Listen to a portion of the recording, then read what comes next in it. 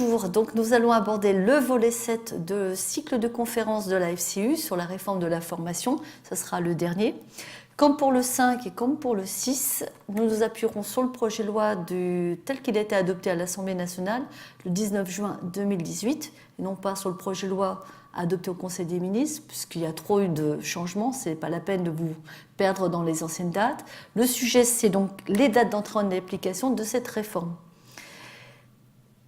Comme dans les précédents, il n'y aura pas de diaporama associé à ce volet parce que là aussi c'est trop compliqué, il y a trop de changements. On vous renverra une formation qu'on fera sûrement à la FCU à la rentrée de septembre. Donc on va aborder les dates d'entrée en application sur 8 points, comme d'habitude. On va essayer d'être le plus méthodique possible. Le principe, car toujours un principe, et là il est très clairement fixé dans le projet de loi. Le projet de loi fixe une dérogation au principe, donc on évoquera la dérogation à ce principe. On regardera bien sûr les autres dates d'entrée en application car on a un projet de loi très original qui nous fixe plein d'autres dates d'entrée en application que celles qu'il prévoit dans le principe, ce qui est assez curieux. Il prévoit aussi plein de dispositions transitoires, ce qui ne facilite pas la lecture. Il fait parfois une précision temporelle, on regardera sur quel sujet. Il prévoit des expérimentations, on n'en a retenu que 2 parce qu'on ne veut pas vous perdre. Et puis on évoquera le problème de l'ordonnance, c'est quoi cette ordonnance que tout le monde attend, et puis on fera une petite synthèse pour finir ce cycle de ces conférences. Alors le principe que fixe le projet de loi, il nous le dit clairement, il nous dit dans un article tout à la fin, la loi s'appliquera à compter du 1er janvier 2019, sauf disposition contraire. Voilà, donc la règle est très simple. On se dit 1er janvier 2019 sauf disposition contraire, ce qui nous oblige donc à regarder toutes les dispositions de la loi pour voir est-ce qu'il y a des dispositions contraires. Ce qui est très curieux aussi, c'est qu'il répète les choses, puisque quand on regarde le chapitre sur le CPF, sur le compte personnel de formation, ou sur le conseil en évolution professionnelle, on s'aperçoit que ces 2 chapitres, il y a un petit alinéa qui nous rappelle que ceci s'applique au 1er janvier 2019. Il n'y avait pas besoin de nous le dire puisque le principe est énoncé plus loin, mais c'est ainsi que ça fonctionne. La dérogation au principe. Quelle est cette dérogation à ce principe? Eh bien, on nous dit pour le contrat d'apprentissage qu'il n'y a pas d'application des dispositions de la loi aux contrats d'apprentissage qui seront conclus avant le 1er janvier 2019. Je ne vois pas pourquoi on nous dit ça, puisque c'est un principe juridique. Normalement, si la loi s'applique au 1er janvier 2019, elle ne devrait pas s'appliquer au contrat en cours, elle ne peut s'appliquer qu'au contrat conclu à compter du 1er janvier 2019. Quelles sont les dispositions de la loi qui sont visées quand même par cette dérogation? On va quand même les exposer. C'est la question de la formalité du dépôt de contrat d'apprentissage, ce qui veut donc dire qu'au 1er septembre, ou dès maintenant, on continue à enregistrer les contrats d'apprentissage auprès des organismes consulaires. C'est la question de l'âge de l'apprenti, donc on reste à la rentrée avec un âge de 16 à 26 ans, avec les cas de dérogation à 30 ans, mais on n'a pas le principe de 29 ans. On reste avec les règles relatives à l'exécution du contrat d'apprentissage, et notamment celles qui concernent la rupture anticipée du contrat d'apprentissage. Donc à la rentrée, on fonctionne comme aujourd'hui. Autre date d'entrée en application. Alors, quelles sont les autres dates d'entrée en application que prévoit ce fameux projet de loi du 19 juin 2018? Alors, on va aborder le sujet de la qualité. Ça ressemble à des petites grenades, là, les 3 petits dessins, mais c'est des petites grenades parce que c'est assez compliqué. On a 3 dates quand on lit ce chapitre du projet de loi. On dit 1er janvier 2019. On va définir au 1er janvier 2019 un référentiel national prenant en compte les spécificités de l'apprentissage, notamment pour définir ses règles de qualité. 1er janvier 2019. C'est très intéressant, puisque d'ici là, ça veut donc dire qu'il y a des décrets qui seront sortis entre le 1er septembre, si la loi sort 1er septembre, et le 31 décembre 2019. Ceci n'est pas sûr que le référentiel soit applicable, puisque ce référentiel doit recueillir l'avis de France Compétences, lequel avis de France Compétences ne pourra être rendu que quand France Compétences sera mis en place. Or, France Compétences sera mis en place au 1er janvier 2019. Donc vous voyez que la date du 1er janvier 2019, il faut l'aborder avec beaucoup de précautions. Quand on nous dit au 1er janvier 2019, c'est en fait à compter du 1er janvier 2019. Deuxième date sur la qualité, au 1er janvier 2021, le nouveau dispositif s'appliquera. Donc on voit qu'en fait, entre le 1er janvier 2019 et le 31 décembre 2020, il va y avoir un certain temps assez long pour appliquer ces nouvelles règles en matière de qualité. Et puis il y a une autre date qui est fixée, qui ressort des débats à l'Assemblée nationale. On nous dit au 1er janvier 2022, cette règle de qualité s'appliqueront, ces règles de qualité s'appliqueront aux établissements d'enseignement secondaire ayant déclaré un CFA. Pourquoi le 1er janvier 2022 ? Ceci fait partie des mystères, des fois des discussions parlementaires. Autre date d'entrée en application, ça concerne les informations des organismes financeurs par les organismes de formation. Vous savez que les organismes de formation doivent informer les organismes financeurs sur les dates d'entrée en formation des stagiaires de formation continue, sur les sorties, sur les interruptions, sur les résultats. On nous dit dans la loi qu'au 1er janvier 2021, cette obligation sera étendue aux apprentis. Donc entre la promulgation de la loi et le 31 décembre 2020, les obligations des organismes de formation restent inchangées, mais au 1er janvier 2021, il faudra étendre cette obligation aux apprentis. On nous parle désormais des écoles de production dans ce projet de loi, qu'on n'a jamais évoqué jusqu'alors, puisqu'on n'en parlait pas, et on nous dit au 1er janvier 2020, ces écoles de production se verront appliquer un nouveau statut, de nouvelles missions et un nouveau rôle. Autre date d'entrée en application, donc vous voyez, selon les sujets, nous avons un foisonnement de dates d'entrée en application qui sont différentes de cette date du principe du 1er janvier 2019. Là, on va aborder la question des fameuses certifications professionnelles. Alors là, on a plein de dates aussi très très curieuses. On nous dit que les CQP, qui sont enregistrés aujourd'hui dans le RNCP, pourront avoir toujours la liberté de ne pas être classés par niveau de qualification jusqu'à l'échéance de leur enregistrement. L'enregistrement étant prononcé des fois pour 1, 2, 3 ans, donc selon les branches, on va avoir cette souplesse qui sera sauvegardée pour 1 an, 2 ans ou 3 ans, tout dépend du temps qui reste à courir. Jusqu'au 1er janvier 2021, toujours sur les certifications professionnelles, les certifications habilitation recensées dans l'inventaire sont enregistrées de façon automatique dans le répertoire spécifique. Lequel répertoire spécifique, normalement, devrait entrer en application au 1er janvier 2019. Normalement. Jusqu'au 1er janvier 2024, dernière date, là aussi dans ce domaine, on nous dit que les diplômes et les titres affinités professionnels délivrés au nom de l'État sont maintenus dans le RNCP, dans le répertoire national des certifications professionnelles, jusqu'au 31 décembre donc 2023, sans avoir besoin d'être enregistrés sur demande. Donc là, vous voyez des dates extrêmement lointaines qui ne simplifient pas non plus l'appréhension des domaines, puisque c'est des dates qui sont très différentes sur un sujet ou un autre. Autre date d'entrée en application, là qui concerne les organismes paritaires collecteurs agréés, qui vont demain s'appeler opérateurs de compétences. Dans le projet de loi du 19 juin 2018, on invite les branches professionnelles ayant créé des OPCA à désigner les opérateurs de compétences avant le 31 octobre 2018. S'ils ne l'ont pas fait, de toute façon, les agréments expirent au 1er janvier 2019, c'est-à-dire au 31 décembre 2018, expiration de l'agrément des OPCA. Et donc, ça veut dire donc au 31 décembre 2019, oui c'est juste, les OPCA devront dévoluer leurs biens aux OCA, les nouveaux OCA. Donc on voit qu'au 1er janvier 2019 vont apparaître les opérateurs de compétences. Donc là, le temps est extrêmement court. Les OPCA, les branches surtout, ont janvier, juillet, août, septembre, 3 mois, 4 mois, on va être un peu généreuse, pour déterminer leur champ d'application. Et on sait, mais ceci ne figure pas dans la loi, que l'État veut passer d'un nombre important de collecteurs à, on dit le tiers, la moitié, je ne dirais pas de chiffre, puisque ceci fait partie des rumeurs. Mais c'est un point extrêmement important, bien sûr.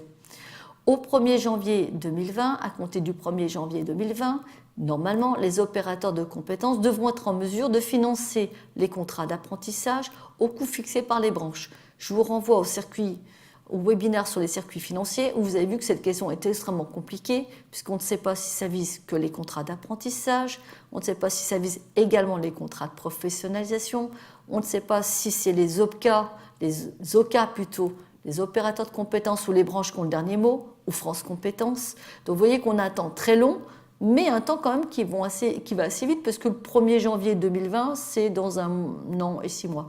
Mais on n'a pas les règles de fonctionnement.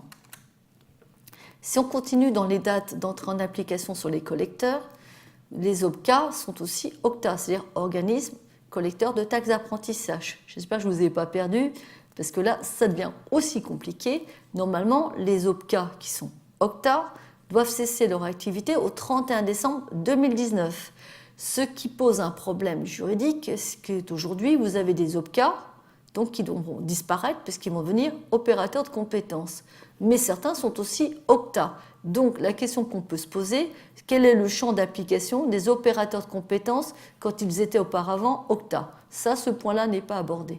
On nous dit simplement que l'OCTA doit cesser son activité au 31 décembre 2019 et qu'au 15 juillet 2020, ils devront reverser le reliquat de taxes d'apprentissage et les reliquats de contributions supplémentaires à l'apprentissage à France Compétences ou dévoluer leurs biens à un organisme collecteur agréé. L'emboîtement entre les règles des uns et des autres, là, n'est pas du tout clair, je dirais même très confuse. Mais on va poursuivre quand même l'analyse. Et on va aborder le sujet qui intéresse tout le monde, France Compétences. Quand est-ce que France Compétences va être mis en place? Le projet de loi nous dit que la mise en place se prévoit au 1er janvier 2019. Il y a une substitution donc de France Compétences au Fonds paritaire de sécurisation des parcours professionnels. Mais l'association gestionnaire du Fonds paritaire de sécurisation des parcours professionnels, sa dissolution ne devrait intervenir qu'au 30 juin 2019. Au 1er janvier 2020, normalement, devrait entrer en application le nouveau cadre de compétences des régions. Donc là aussi, vous voyez qu'il y a des choses un petit peu particulières. 1er janvier 2019, France Compétences se met en place. Donc normalement, elle devrait recevoir les fonds de l'URSSAF, mais on va voir que les URSSAF ne collecteront pas au 1er janvier 2019. Donc comment va s'opérer le fonctionnement 2019? Ça aussi, c'est un point très important. On ne sait pas très bien. Mais on sait simplement qu'au 1er janvier 2020, France Compétences devrait être capable de faire de la péréquation territoriale et les régions donc de financer au titre de cette péréquation territoriale les centres de formation d'apprentis. Donc on va poursuivre dans les dispositions transitoires, les OPACIF, et là on va voir que c'est un petit peu compliqué parce que le projet de loi se mêle un petit peu les pattes. OPACIF, donc on nous dit que les OPACIF auront la capacité de financer toujours les CIF qu'ils auront accordés avant le 1er janvier 2019. Donc tous les CIF, tous les congés annuels de formation, les congés de bilan de compétences, les congés de VAE, pour lesquels une prise en charge est décidée entre aujourd'hui et le 31 décembre 2018, seront financés par les OPACIF après le 1er janvier 2019. Ils ne pourront plus, ces OPACIF, donc de financer, de prendre des décisions de prise en charge pour des congés de bilan de compétences, des congés annuels de formation et des congés de VAE à compter du 1er janvier 2019, puisque ces trois dispositifs auront disparu. Les OPACIF, on leur dit aussi, on dit à leur égard que les contrats d'objectifs et de moyens passés avec l'État se poursuivront jusqu'au terme de ces contrats d'objectifs et de moyens. Ce qui est un peu surprenant, puisque ces instances survivent en quelque sorte, mais on maintient ces contrats d'objectifs et de moyens avec un État qui en fait a décidé de les supprimer. Ce qui est un peu surprenant. Alors là, il y a un peu de croisement un peu compliqué. Donc on nous dit dans le projet de loi que les OPACIF vont exercer les missions des commissions paritaires interprofessionnelles régionales pour la gestion du compte personnel de formation, projet de transition professionnelle jusqu'au 31 décembre 2019. Donc les OPACIF qui devaient disparaître se voient dévoluer une mission en attendant que les commissions paritaires interprofessionnelles régionales apparaissent. Ce qui est un peu surprenant. Mais on ne nous dit pas comment le CPF, projection de transition professionnelle, va être géré par ces OPACIF. On ne sait pas du tout, au 1er janvier 2019, comment va se faire cette opération. On ne sait pas du tout. Là où il y a un petit chassé-croisé un peu surprenant, c'est que les CEPIR elles-mêmes se voient attribuer une mission transitoire en attendant autre chose. Alors que ces CEPIR ne seront mises en place qu'au 1er juillet 2019, puisqu'elles devront être agréées par le préfet de région et qu'il y a tout un système un petit peu complexe à mettre en œuvre sur le plan procédural. Mais n'empêche qu'elles se voient attribuer cette mission transitoire d'assurer le conseil en évolution professionnelle, et cela jusqu'au 31 décembre 2019, puisqu'on espère que le France Compétences, qui sera mis en place au 1er janvier 2019, aura désigné d'ici là les opérateurs régionaux du CEP. Donc j'espère que vous avez compris les choses. En fait, on a des dispositions transitoires où chacun fait la mission de l'autre en attendant que l'autre arrive, sachant qu'il le fait soit de façon définitive, soit de façon complètement temporaire, parce que lui-même va disparaître. C'est un peu surprenant, mais c'est ainsi. Si on regarde les dispositions transitoires concernant les centres de formation d'apprentis, la loi prévoit, le projet de loi du 19 juin 2018, plus exact, prévoit qu'ils auront jusqu'au 31 décembre 2021 pour se mettre en conformité avec la loi et notamment tout le volet sur les organismes de formation. En revanche, au 31 décembre 2019, ils devront reverser leurs excédents de taxes d'apprentissage, leurs excédents de contributions supplémentaires à l'apprentissage, dès lors qu'ils en ont bien sûr, à France Compétences qui alimenteront donc la grande caisse nationale. Toujours pour les centres de formation d'apprentis, il y a beaucoup de dispositions transitoires. On prévoit, et ça c'est un sujet qui anime beaucoup les esprits en ce moment, qu'entre le 1er janvier 2019 et le 31 décembre 2019, des personnes morales ou des personnes physiques pourront créer un centre de formation d'apprentis sans passer de convention avec la région. Ils pourront juste à justifier la création d'une déclaration, la possession d'une déclaration d'activité en tant qu'organisme de formation. On prévoit également que ce CFA pourra percevoir en 2019, toujours à titre dérogatoire, au titre de dispositions transitoires, des fonds de la taxe d'apprentissage, mais sans pour autant percevoir des fonds de la région. Donc on voit apparaître, au titre de dispositions transitoires, parce que c'est là où c'est mis, des structures qui vont apparaître et qui vont déroger même à la réglementation que la loi prévoit pour l'application future des centres de formation d'apprentis. C'est pourquoi il y a beaucoup d'émoi sur ce dispositif.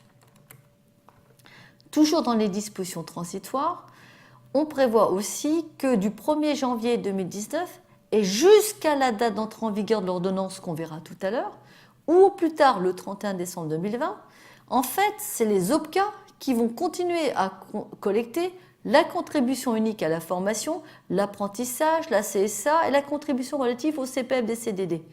Donc ces OPCA qui devraient disparaître vont toujours avoir cette mission de collecte, mais ils vont s'appeler quand même organismes collecteurs, opérateurs de compétences, ce qui est un peu surprenant. Ils ne seront plus collecteurs, opérateurs de compétences, mais ils vont pouvoir collecter tant que les URSSAF n'auront pas pris en place cette mission en tant que telle. Et c'est donc eux qui vont financer le CPEP, la formation des demandeurs d'emploi, le CPF. Comment? On ne sait pas. Donc on voit que là qu'il y a un chevauchement qui s'opère entre des dates, des dispositions transitoires, qui fait que la lecture de ce projet de loi est extrêmement complexe et compliquée à comprendre. Précision temporelle. Alors là, l'État nous fait une précision sur l'aide aux employeurs, seulement sur ce dispositif. Il nous explique que la nouvelle aide, qui est dédiée aux employeurs de moins de 250 salariés, et puis dans certaines conditions qu'on a évoquées plus haut, ça ne vise que les employeurs, que les contrats, qu'à compter du 1er janvier 2019, que les primes qui ont été versées, qui sont en ce moment en train de verser aux régions, continueront à être versées pour les contrats d'apprentissage conclus avant le 1er janvier 2019. Donc en fait, la rentrée de septembre 2019 ne devrait pas être bouleversée en ce qui concerne les aides. Alors, expérimentation, je vous ai pris 2 exemples. Je ne suis pas sûre qu'ils soient... Je pense qu'ils seront assez illustratifs, mais ce n'est peut-être pas ceux qui vous intéressent. Mais moi, ça m'a laissé un petit peu perplexe, surtout la deuxième. La première, elle est très surprenante puisqu'on ne comprend pas pourquoi on nous prévoit une expérimentation, puisqu'on a l'impression, quand on lit le projet de loi, qu'en fait, c'est définitif dès que la loi sera promulguée. En quoi consiste cette expérimentation? On nous dit qu'en fait, on peut expérimenter pendant 3 ans les nouvelles dispositions concernant la mobilité internationale et européenne pour le contrat de professionnalisation. Alors que quand on lit ce chapitre, on a l'impression que c'est immédiatement. Ça, c'est peut-être une mauvaise lecture. Mais le point qui peut être un peu plus... qui nous intéresse, qui titille un peu plus l'esprit, c'est de nous dire que jusqu'au 31 décembre 2020, les employeurs pourront expérimenter la conclusion de contrats de professionnalisation qui conduisent tout simplement à acquérir des compétences entre l'employeur, définies par l'employeur et l'opérateur de compétences. Donc on voit une idée nouvelle, c'est que le contrat de professionnalisation pourrait s'exonérer du système des certifications professionnelles. Que l'OPCA, donc l'opérateur de compétences et l'employeur, peuvent se mettre d'accord pour définir les compétences que des jeunes et des moins jeunes pourraient acquérir dans ce contrat. Quelles seraient ces compétences? On ne nous le dit pas. En tous les cas, ce ne sera pas une certification professionnelle. Alors l'ordonnance, qui est le point le plus important, puisque c'est le clé de voûte du système, c'est la collecte, c'est l'apparition des URSSAF. Donc dans le projet de loi, et là ça n'a pas changé par rapport au mois d'avril, quand le projet de loi a été adopté par le Conseil des ministres, on nous dit dans un délai de 18 mois à compter de la promulgation de la loi, le gouvernement sera autorisé à prendre par ordonnance toute mesure visant à organiser le recouvrement, l'affectation et le contrôle par les URSSAF des nouvelles contributions que la loi mettra en place. Sachant que derrière, on aura le même dispositif qu'on a aujourd'hui dans les ordonnances qu'on dit Macron pour le droit du travail. Il y aura un projet de loi de ratification qui sera présenté au Parlement dans un délai de 3 mois à compter de la publication de l'ordonnance. Donc le point le plus important, c'est à partir de quel moment cette ordonnance va paraître et quand est-ce que le coup d'envoi de la collecte par les URSSAF sera lancé. Est-ce que ça sera le 1er janvier 2020 ou le 1er janvier 2021 ? Alors, quelle synthèse? On va essayer de voir un petit peu comment on peut s'y retrouver dans toutes ces dates, dans toutes ces dérogations, ces transitoires, ces expérimentations. Ce qu'il faut voir, c'est qu'au deuxième semestre 2018, nous allons avoir une série de publications de textes d'application. Alors, on ne sait pas très bien le nombre varie peu, de toute façon, décret en Conseil d'État, décret simple, arrêté, circulaire, note de service. Il est clair que le second semestre va être consacré qu'à la publication des textes d'application de la loi et qu'il y en aura beaucoup. Donc ce sera une période très tumultueuse encore pour comprendre le cadre juridique. C'est 2019 qu'il faut voir, ça sera une année de transition. J'ai mis année de transition, je n'ai pas voulu mettre un mot qui soit péjoratif, année de transition, parce qu'il va falloir comprendre maintenant ce cadre juridique. Si tous les textes sont publiés, il va falloir savoir comment ça s'emboîte, comment ça s'articule, comment ça se met en œuvre. Donc ça sera une année de transition, car je suis sûre qu'on va essayer de réajuster les choses les unes avec les autres. Et puis l'année 2020, pour moi, j'appelle ça l'année décisive, puisque là, si l'ordonnance est sortie, c'est la collecte par les URSSAF, les OCA seront mis en place, France Compétences sera opérationnelle normalement, la Caisse des dépôts aussi, les régions auront perdu leurs compétences, mais pourront affecter des fonds au titre de la péréquation. Ça sera l'année décisive. Ça sera pareil pour 2021. Après, c'est une série d'années décisives. Mais 2020, c'est là qu'on voit si est-ce que les choses ont basculé ou pas basculé. Donc, on arrive à la fin du cycle des conférences de la FCU. Je répète tous les sujets qu'on a abordés, comme ça, si vous en avez raté un, ça vous permettra de vous repérer. Donc, premier volet qu'on avait évoqué, c'est le cadre général de la réforme. On avait abordé dans le volet 2 ce qui change pour les organismes de formation. Volet 3, ce qui change en matière de certification. Volet 4, ce qui change dans les dispositifs de formation. Pour ces 4 volets, vous avez un diaporama en support de ce qui a été évoqué et vous avez la présentation du projet de loi tel qu'adopté en Conseil des ministres. Le volet 5, ce qui change dans le financement de la formation. Volet 6, ce qui change dans les circuits financiers et aujourd'hui les dates d'entrée en application.